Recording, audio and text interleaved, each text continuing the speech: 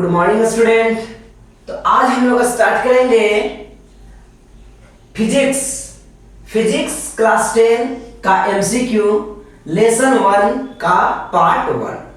ठीक है, लगभग हम लोग 10 क्वेश्चंस अटेम्प्ट लेंगे।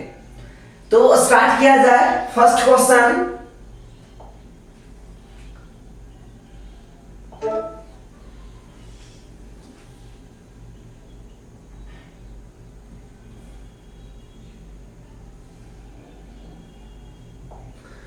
कहते हैं प्रकाश की किरण गमन करती है। प्रकाश की किरण गमन करती है। कैसे गमन करती है? सीधी रेखाओं में, टेढ़ी रेखाओं में, किसी भी दिशा में, इनमें से कोई नहीं। आप लोग क्वेश्चन आंसर कमेंट करें। ए ऑप्शन, बी, सी और डी क्या होगा? ठीक है, चलिए तो इसका राइट आंसर देखते हैं कि ये सीधी रेखाओं में गमन करती है। कैसे गमन करती है? तो सीधी रेखाओं में। Option A is correct. तो क्या होता है? प्रकाश सीधी रेखाओं में गमन करती है। कैसे गमन करती है बच्चों, आप लोग ध्यान दें। देखा जाए तो मान लिया जाए किसी चीज को सुनना है, यदि ठीक है ना दोस्तों, सुनना है तो आप एक रूम में रहते हैं, दूसरे रूम में कोई बोलता है तो आवाज आ जाती है, यानी आपको सुनाई दे देता है। ठीक है ना? तो इस प्रकार इसकी ये सीधी रेखाओं में नहीं चलती है, ये किसी भी दिशा में चलता है, किसी भी दिशा में, किसी भी डायरेक्शन में ये चलता है। कौन? हवा। और हवा के साथ साथ मेरा आवाज यानी ध्वनि। इसलिए ध्वनि अनुदैर्ध्य तरंग है।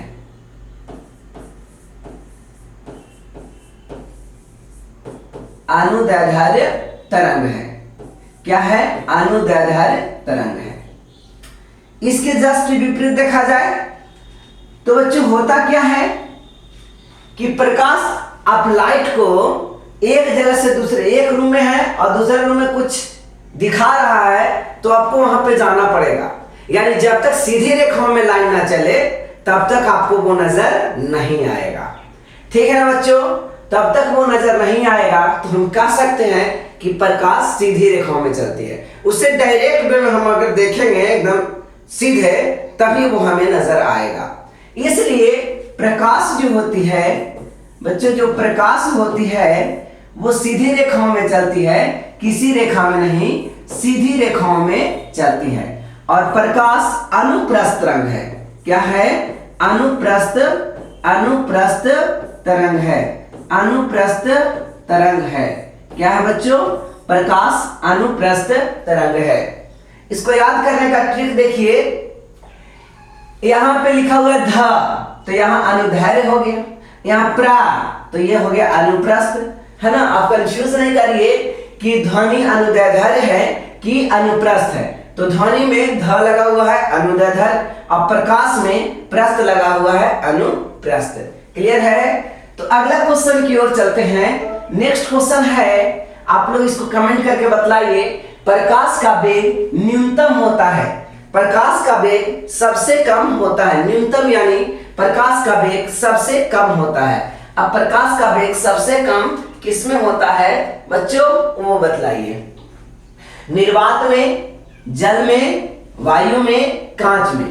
निर्वात यानी वैक्यूम में, ठीक है, जहां हवा भी ना हो वैसे जगह को निर्वात कहा जाता है। यानी कुछ भी नहीं हो, यहां तक कि हवा भी नहीं हो तो ऐसे जगह को निर्वात कहा जाता है। जल समझ में आ रहा है, वायु, कांच। तो इसका राइट आंसर होगा, देखिए प्रकाश का वेग सबसे कम किस में होगा? ठीक है ना?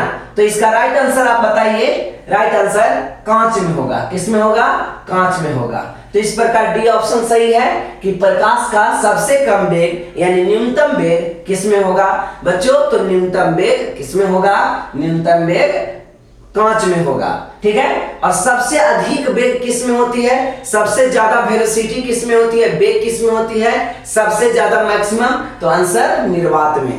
ठीक है? निर्वात में। कहां? निर्वात में। अगला क्वेश्चन कहता है मोटर गाड़ी के चालक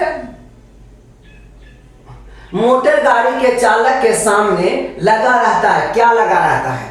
जैसे बाइक हो, कार हो, जो भी साइड मिरर के रूप में यूज किया जाता है दर्पण, वो दर्पण क्या चीज का बना होता है? क्या कैसा दर्पण रहता है? समतल दर्पण रहता है, उत्तल दर्पण रहता है, अवतल दर्पण रहता है कि उत्तल लेंस रहता है? तो बच्चों आप जानते होंगे कि इस प्रकार के उत्तल दर्पण रहता है। उत्तल दर्पण यानी कॉन्वेक्स लेंस, कॉन्वेक्स मिरर रहता है, ठीक है ना। तो इसका राइट आंसर हो गया उत्तल दर्पण। उत्तल दर्पण क्या है? किसी भी चीजों की वो छोटी और विस्तृत आकार आकृति बनाती है, वो हमेशा छोटा बनाता है। काल्पनिक जरूर होता है लेकिन वो हमेशा छोटा बनाता है, ठीक है बच्चों।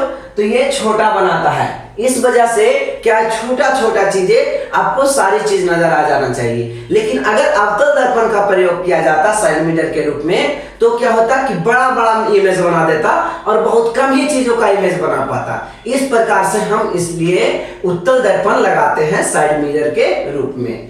नेक्स्ट क्वेश्चन है, मोटर कार में हेडलाइट्स को किसके प्रयोग किया जाता है? हेडलाइट यानी लाइट में अधिक रोशनी दे इसलिए कौन सा दर्पण का प्रयोग किया जाता है? तो ये क्या होता है?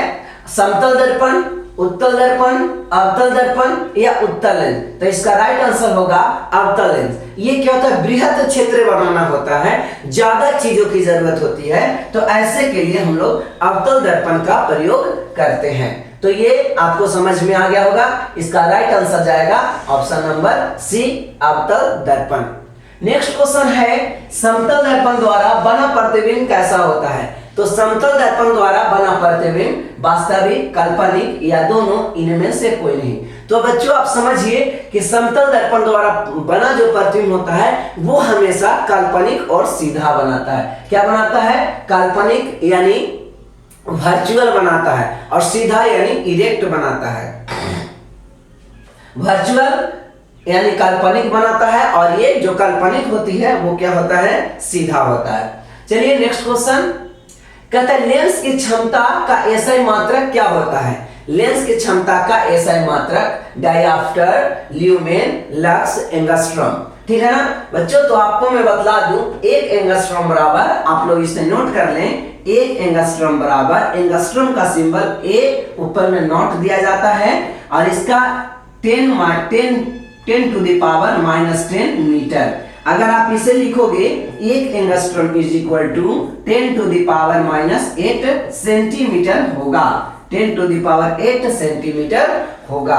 तो आपको ये समझ में आ गया होगा। तो अगला क्वेश्चन करते हैं। तो इस प्रकार से लेंस की क्षमता का एसआई मात्रक क्या होगा?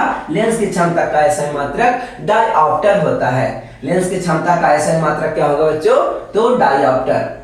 अगला क्वेश्चन आप लोग करके देखिए, प्रकाश की किरणें का पथ दर्शाने वाले चित्रों को क्या कहा जाता है? किरण आरेख, फोकस, किरण पुंज, इनमें से सभी। तो इसका राइट आंसर हो जाएगा किरण आरेख। क्या होगा? किरण आरेख। किरण आरेख इसका राइट आंसर होगा, ठीक है। अब देखा जाए किरण आरेख क्या होता है। जब एक लाइन को दर्शाया जाता है तो उसे किरण आरेख बोलते हैं। जब एक रे को दर्शाया जाए तो उसे किरण आरेख बोलते हैं। और